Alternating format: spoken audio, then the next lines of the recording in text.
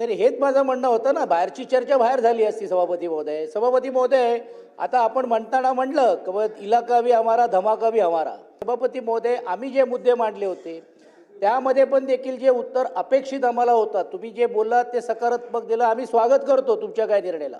पण जोपर्यंत कृतीतून ते निर्णय होणार नाही त्याचं अभिनंदन करावं की नाही करावं हा देखील संभ्रम सभापती होते आमच्या मनामध्ये. आणि म्हणून दूरदृष्टिकोनातून हे जे अंतिम आठवड्याची चर्चा होती ही काय फक्त आमची व्यक्तिशा नाही, पण सर्वसामान्य राज्याला जे अपेक्षित होतं त्यातून काहीतरी मिळणार आहेत की नाही ही निराशजनक परिस्थिती होता कामा नये. मी ज्या ज्या योजना सांगितल्या सचिन भाऊ, त्या योजना जर तुम्ही व्हेरीफाय करा, एकही योजना एकही निर्णय खोटा असेल तर मग मला तुम्ही विचारा. तुम्हाला मी एकच सांगतो, मी जे बोलतो ते करतो. माझ्या कामाची पद्धत no reason on the spot decision अशा प्रकारची माझ्या कामाची पद्धत आहे. तुम्हाला मी सांगतो, एक माणूस आला होता माझ्याकडे व्हीलचेअरवर एक मुलाला घेऊन, त्याचे दोन्ही हात कट होते आणि तो बाप माझ्याकडे आला वरती मंत्रालयामध्ये. मी म्हणालो काय झालं? तो म्हणाला याचं विजेचा शॉक लागून दोन्ही हात गेलेत, कंपनीच्या मालकाला फोन करा 2-3 लाख रुपये मिळतील. सचिन भाऊ, मी आपल्या मुख्यमंत्री सहायता निधीच्या अधिकाऱ्याला फोन केला, बोलो चेकबुक घेऊन ये. 5 लाखाचा चेक फाडला आणि त्याच्या हातात मी दिला. तो अक्षरशः रडायला लागला तो मालक, तो बाप. अशा प्रकारचं काम आम्ही करणारे लोक आहोत. हे जे बोललेलो आहे हे बिलकुल न होणारं काम मी कधी बोलत नाही.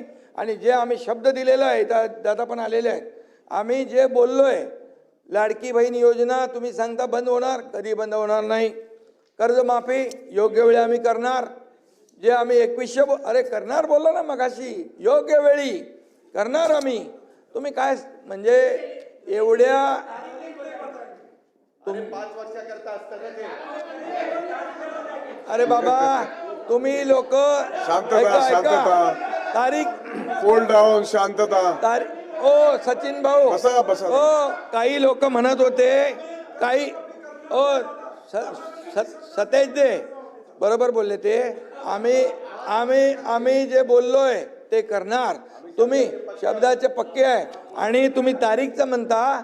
जेव्हा अयोध्येचं राम मंदिर होत होतं तर तुमचेच लोक म्हणत होते मंदिर वही बनाएंगे तारीख नहीं बताएंगे. मंदिर पण बांधून झालं, उद्घाटनही झालं, सगळं झालं. ध्वज लागला, 370 कलम पण हटलं. त्यामुळे आम्ही काम करणारे लोक आहोत, खोटं बोलणार आम्ही नाही. जे बोलणार ते करणार. ही काळ्या दगडावरची भगवी रेघ आहे. आणि म्हणून तुमच्या ज्या काय आणखी अडचणी असतील काय असतील सांगा, प्रश्न असतील आणि सोडून टाका. ते काय कोण तुमचा तो करमळकर का सरमळकर कोण आहे? करमकर कळसकर एकाचं नाव मी सांगितलं तुम्हाला बघायची. त्यामुळे चिंता करू नका. तुमच्या प्रत्येक प्रश्नाला उत्तर द्यायला सरकार समर्थ आहे आणि जे काय अडचणी आहेत, जे प्रश्न आहेत ते सोडवले जातील बिलकुल.